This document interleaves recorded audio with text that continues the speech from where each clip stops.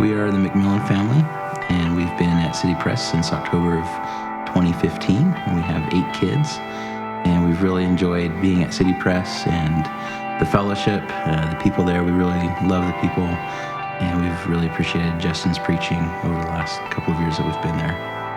The music is good too.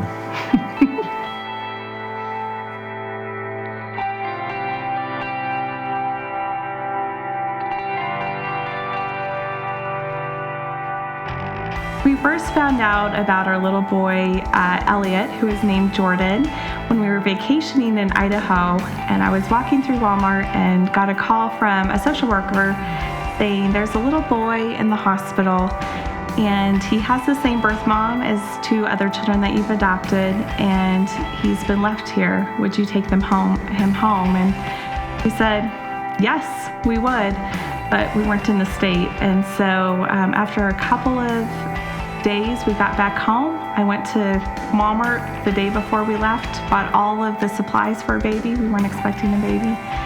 And we were able to bring him home just a few days after we got home from our trip. And our lives as we knew it totally changed.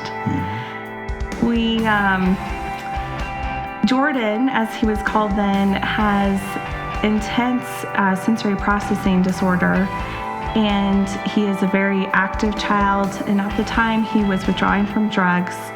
He cried a lot. He still cries a lot. But he really had a lot going on with him, and so the first year was just a bunch of sleepless nights, and it's kind of hard to remember everything that happened.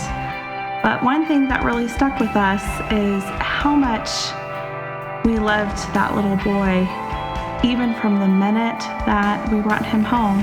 And he was such an important part of our family from the very day that we brought him home. We loved him so much.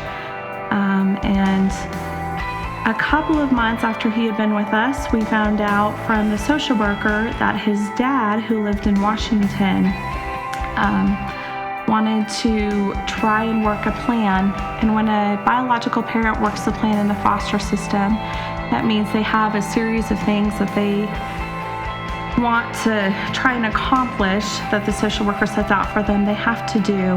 And he said that he was going to do what he needed to do to get Jordan back.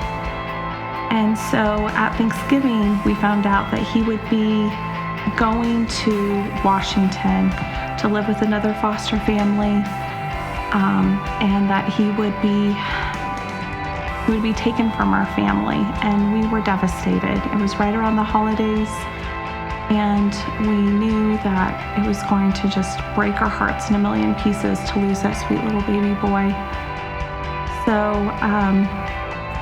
when we started thinking about what to pray, when Justin asked for impossible prayer request, we really knew that it would be about that little boy. So throughout the whole process, we were really praying a lot. We had several prayer requests. One, of course, was that we could keep Elliot, but we knew that as foster parents that it wasn't our choice to make. It wasn't our decision to make. So we did pray very much that God would allow him to stay with us. But we also knew that we had to pray for God's will to be done. And we wanted his will to be done, not necessarily what we desired.